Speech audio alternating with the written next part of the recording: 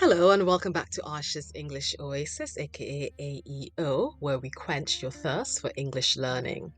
Today, I'll be reading 4 original Christmas short stories written especially for B2 Upper Intermediate EFL and ESOL learners.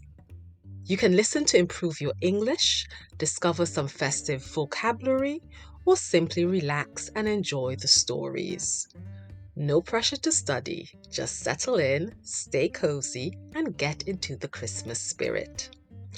Let's begin with the first story, Lights in the Window. Lights in the Window. Mara had always liked walking home just after sunset, when the sky turned the color of cooling embers and the neighborhood slowly lit up. This year felt different though. It was her first Christmas since moving to the city, and London still felt too fast, too loud, and too full of people who already belonged somewhere. She pulled her scarf tighter as she turned onto Rowan Street. The air smelled of roasted chestnuts from the market on the corner, and distant laughter drifted between the terraced houses.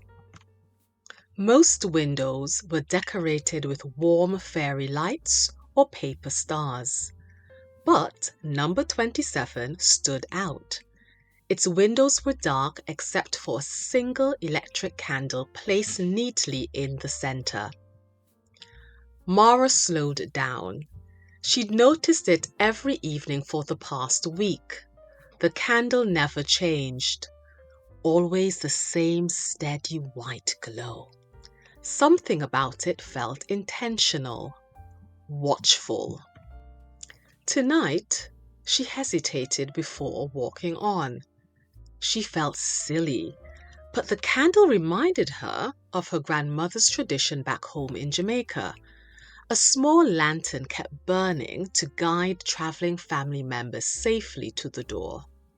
It wasn't Christmas exactly, it was more about welcome. Maybe that was why she felt drawn to it. She was about to continue when the front door opened and a person stepped out carrying a box of recycling. They wore a deep green jumper and had short silver hair that framed a gentle face. "Evening," they said, slightly surprised to see someone standing there. "Oh, sorry," Mara said quickly. "I didn't mean to stare. Your candle, it's lovely." Their expression softened. "Thank you. I'm Ash." "Mara."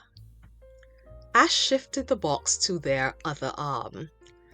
"The candle's an old tradition from my family in Wales. We keep it in the window for, well, lots of reasons. Memory, hope, welcome. Anyone who passes is free to make their own meaning of it." Mara smiled. "My gran had something similar." "It's strange. I haven't thought about that in ages." Ash nodded, as if this made perfect sense. "Would you like to come in for a minute? I've just made tea, and I have far too many mince pies." Mara hesitated. She wasn't usually the type to enter strangers' houses, but something about Ash felt safe, grounded, like an anchor in the restless city, and she suddenly realized how much she missed simple kindness. "Tea sounds nice," she said. Inside, number 27 felt like stepping into a winter quilt. The living room was full of soft textiles and mismatched cushions. A rainbow-colored garland hung above a fireplace decorated with postcards from around the world. Ash brought in 2 mugs of tea and set a plate of slightly uneven mince pies on the table. "I bake like someone who believes enthusiasm is more important than precision," they said. Mara laughed, taking a pie. "That's the best kind of baking." As they talked, she learned that Ash worked at a community centre supporting young LGBTQIA+ people. They lived alone but had an unofficial chosen family of neighbors, friends, and former students who drifted in and out of their home, especially at this time of year. "And what about you?" Ash asked.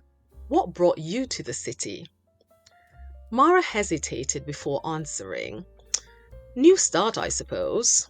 New job, new flat. But everyone seems to already have their traditions, their routines. It's like arriving halfway through a film." Ash nodded thoughtfully. "That can be lonely. But traditions don't have to be old to matter. Sometimes they begin with a single choice, a first step." Mara looked at the candle glowing steadily in the window. "Like putting a light out for someone who hasn't arrived yet?" "Exactly," Ash said, smiling.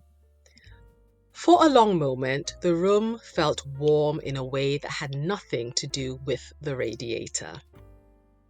Before she left, Ash wrapped 2 mince pies in foil and handed them to her. "For the journey, and if you're around on Christmas Eve, a few of us are having a small gathering. Nothing fancy. There'll be a mix of people, families, neighbors, others who can't travel home. You'd be very welcome." Mara felt something flutter in her chest. Hope, maybe. "I'd like that," she said. When she stepped outside, the night air felt softer. She glanced back at the window of number 27. The candle shone as it always did, but now it meant something different. Not a mystery, but a possibility. She walked home with a lighter step, the foil-wrapped pies warm in her pocket. For the first time since moving to London, she didn't feel like a visitor passing through someone else's story.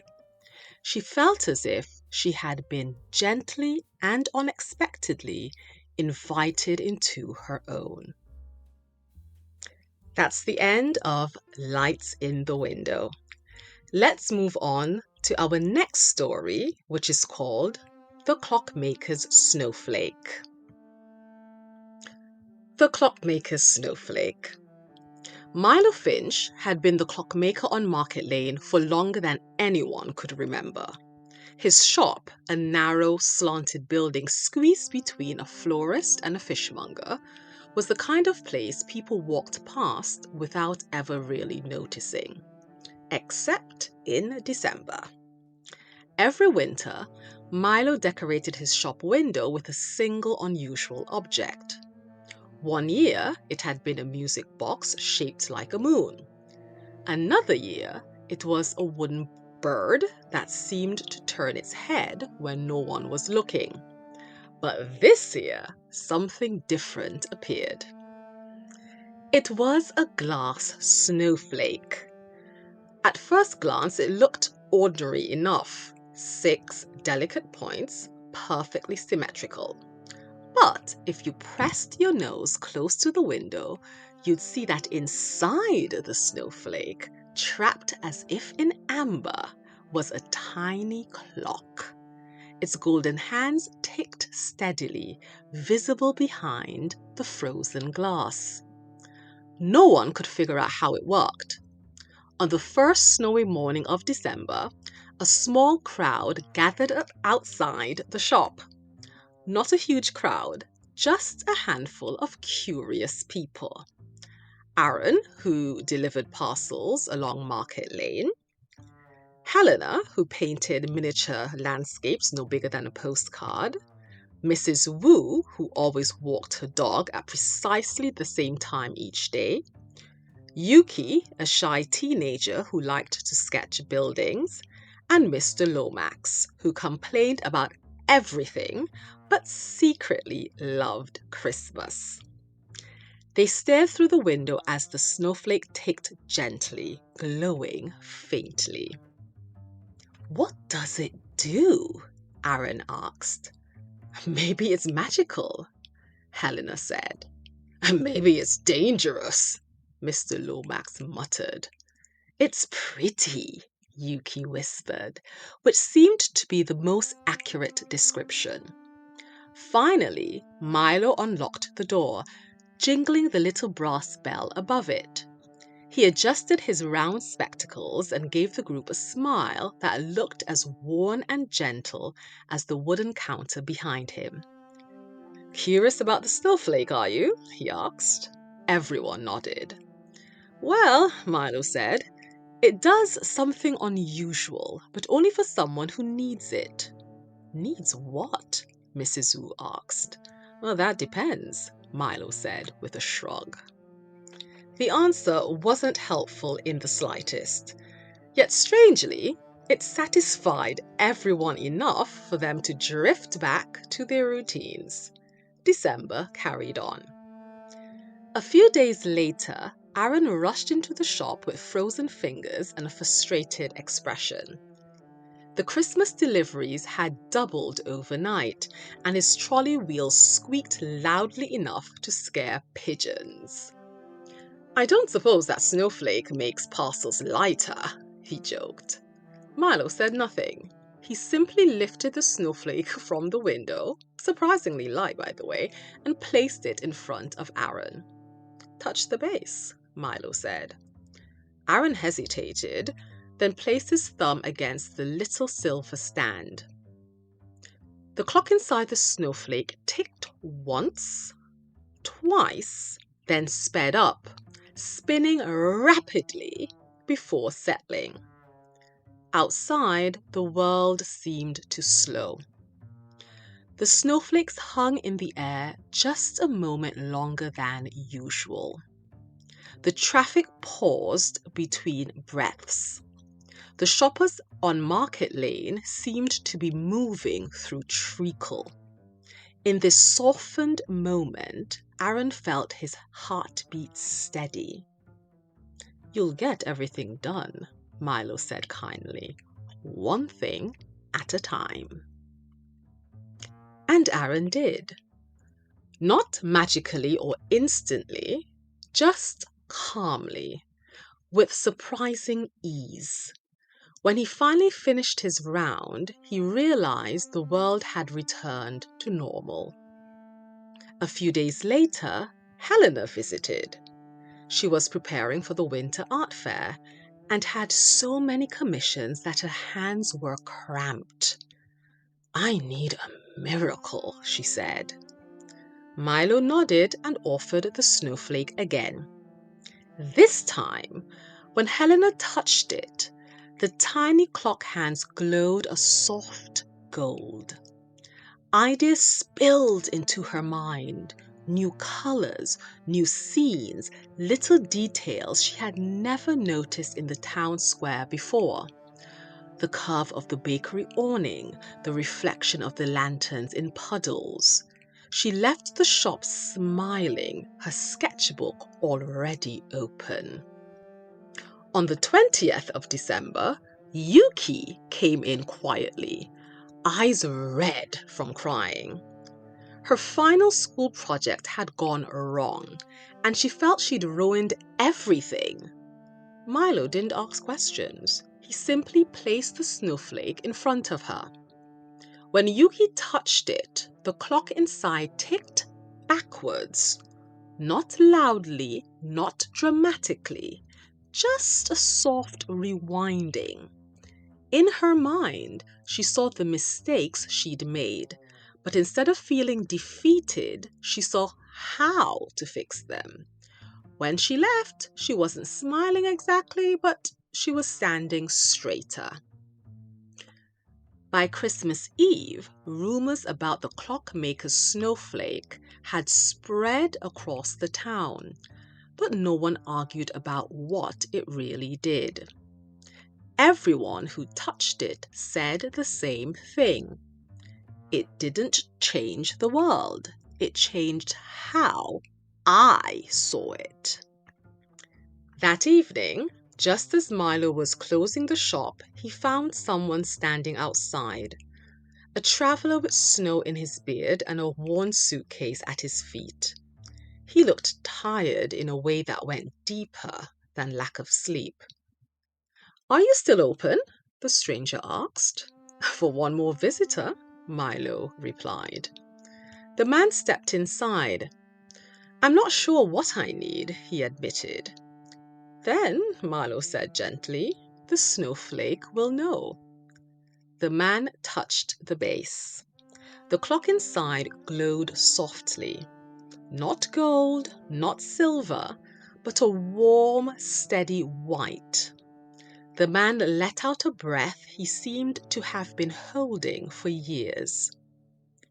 Thank you, he said quietly. Milo just nodded. As the man walked back into the snowy evening, the little clock inside the snowflake ticked once, then went still. Because sometimes a snowflake or a clock knows exactly when to rest. That's the end of the Clockmaker's Snowflake. All right, here's another festive tale. This one is titled The Light on Grafton Street. The light on Grafton Street.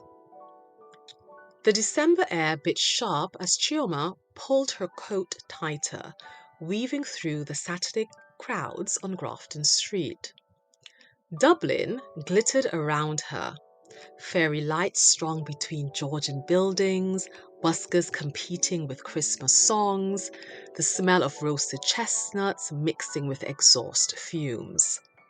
She'd lived here for 3 years now, but sometimes the city still felt like a film she was watching rather than one she was starring in. Her phone buzzed. Her mom was calling from Lagos for the 3rd time that week. Chioma let it ring out. How could she explain that she felt more alone, surrounded by thousands of people, than she ever had back home? She stopped outside a charity shop, its window dressed with mismatched decorations that looked like they'd been donated rather than bought. A silver menorah sat beside a wonky plastic tree. Someone had stuck a handwritten sign in the corner. All welcome, always. Inside, warmth hit her face. The shop smelled of old books and lavender.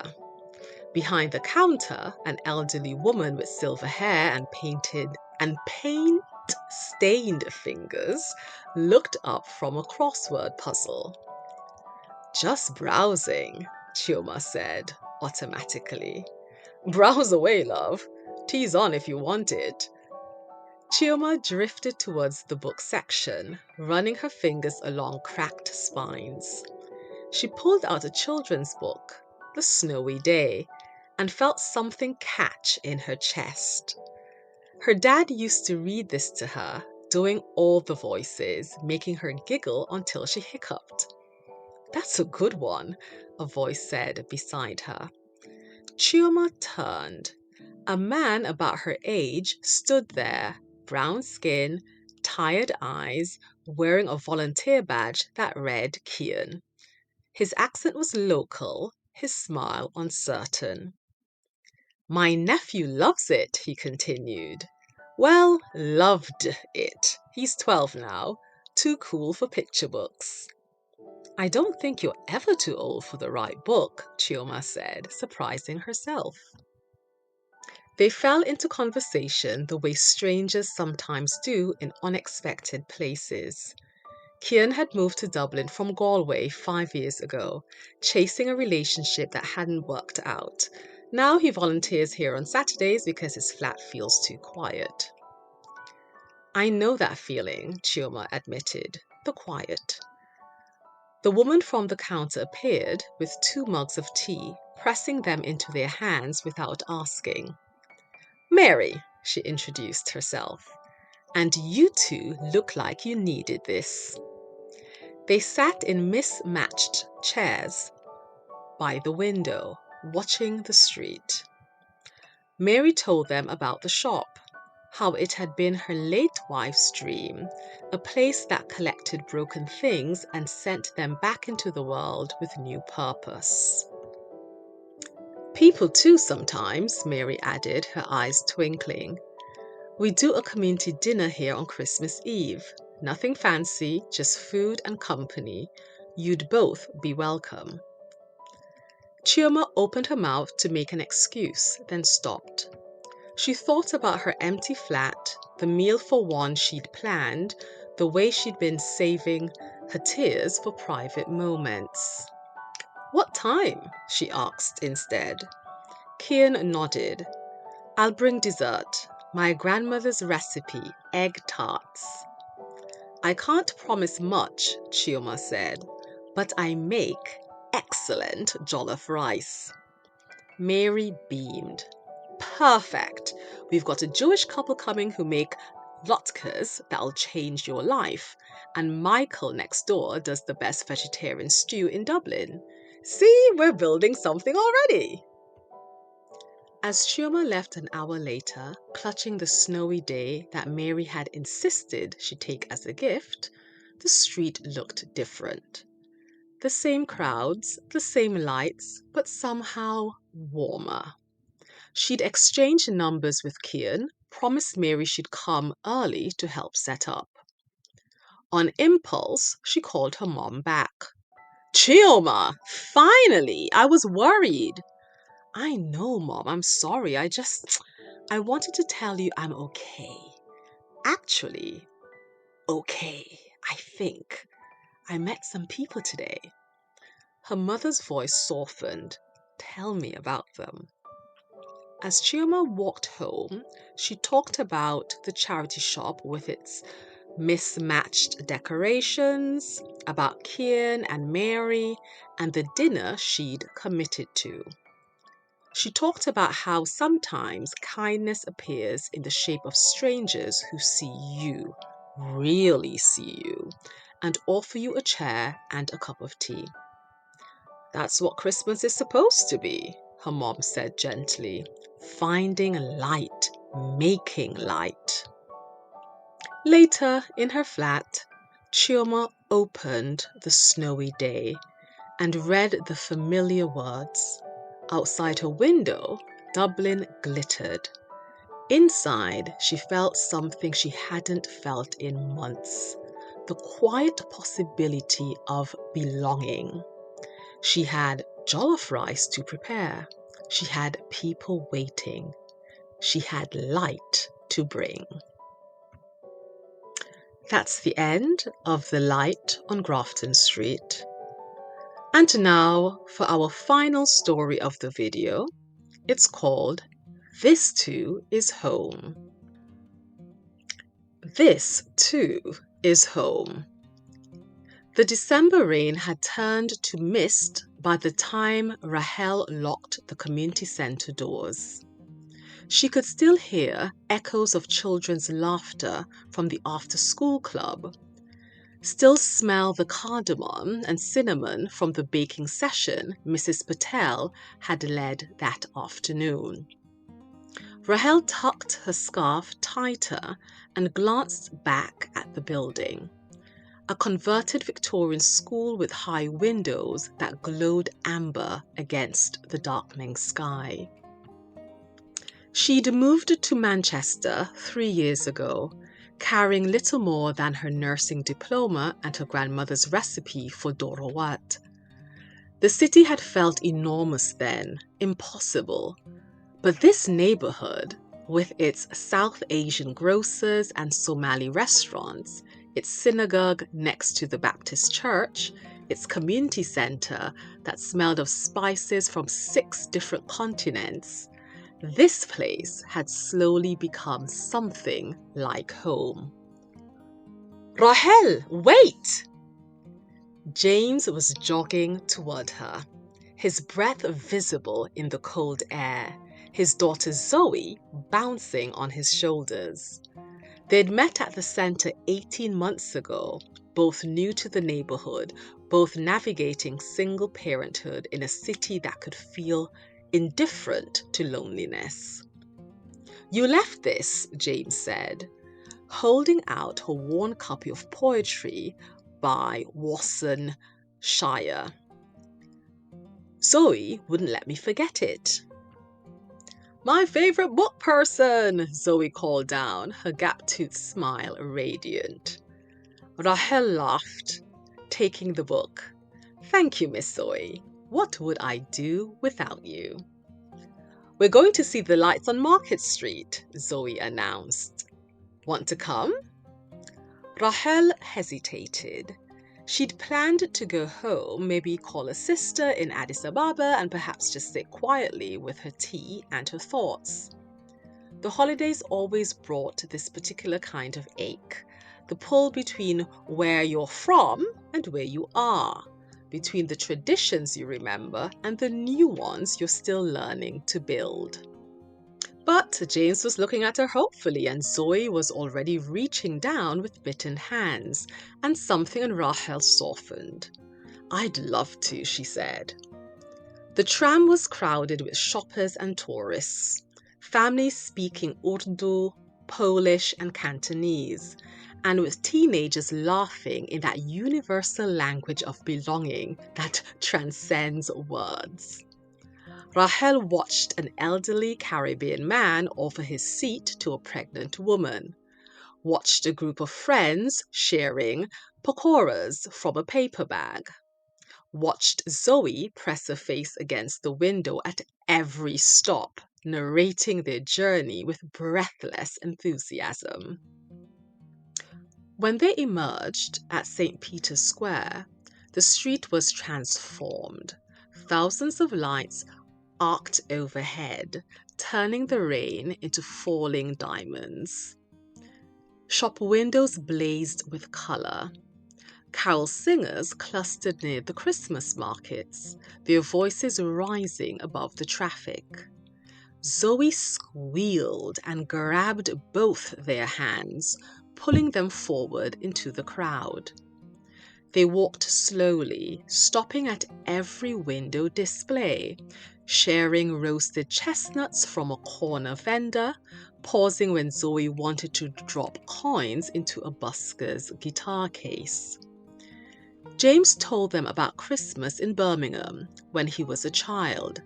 His nan's trifle, the way his whole street would decorate together, doors open, fairy lights strung from house to house. Rahel shared memories of Genna in Ethiopia. The white shawls, the 24-hour fast she could never quite complete as a girl, the taste of her grandmother's dabokolo. "My mommy used to make really good biscuits," Zoe said suddenly, quietly. "Before." James's hand tightened on his daughter's. Rahel felt the weight of that single word, before, and understood. Before the accident, before loss became their teacher, before they had to learn that family sometimes means choosing each other, building something new from pieces of what was broken. "I bet they were wonderful," Rahel said softly. She thought of her own befores. Before migration, before distance, before she learned that home could be something you carry rather than somewhere you return to. They eventually found themselves at a small square off the main street, where someone had erected a modest Christmas tree. It wasn't grand or particularly beautiful. It was slightly crooked, with mismatched decorations that looked donated rather than designed, but a small crowd had gathered around it, diverse as the city itself, and someone was playing guitar while others sang, voices blending in imperfect harmony. James lifted Zoe higher on his shoulders. Rahel stood beside them, and when James's free hand found hers, she didn't pull away. Around them, strangers briefly became something more. They became witnesses to each other's presence, sharers of this moment, this light, this cold December evening that felt somehow warm. Later, Heading home on the night bus, Zoe asleep against her father's shoulder, James turned to Rahel. "Thank you for coming."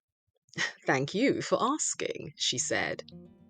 Through the window, Manchester scrolled past.